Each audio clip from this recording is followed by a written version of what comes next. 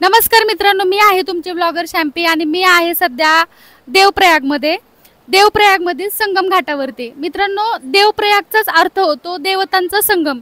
इथल्या दोन महत्त्वाच्या नद्या म्हणजेच एक भागीरथी आणि दुसरी अलकनंदा।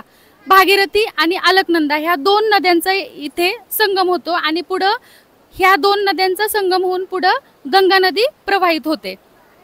मित्रांनो, महत्त्वाची गोष्ट सांगायची झाली तर हे जे ग्रीनिश वॉटर दिसते थोडंसं हिरव्याट कलरचं, ही आहे भागीरथी नदी। आणि इकडे हे बघा तुम्हाला बघायला भेटल, इकडची जी नदी आहे ही थोडीसं पांढरट वॉटर आहे, पांढऱ्या कलरचं, तर ही आहे अलकनंदा नदी। आणि ह्या दोन नद्यांचं मिळून इथं संगम तयार होतं। आणि ह्याचं एक वैशिष्ट्य सांगायचं झालं तर जी भागीरथी नदी आहे त्याच्यामध्ये तुम्हाला मासे बघायला भेटतील, म्हणजे जीव बघायला भेटेल, पण जी अलकनंदा नदी आहे याच्यामध्ये तुम्हाला मासे बघायला भेटणार नाहीत। इथे मी तुम्हाला एक गंमत दाखवते बघा। आपण ह्या पाण्यामध्ये थोडंसं हे पीठ टाकूया आणि मासे कसे गोळा होत आहेत बघा।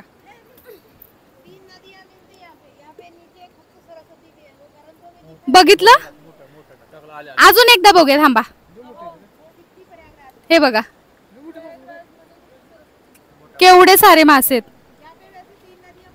आणि इथूनच मित्रांनो गंगा नदी आपली पुढे प्रवाहित होते।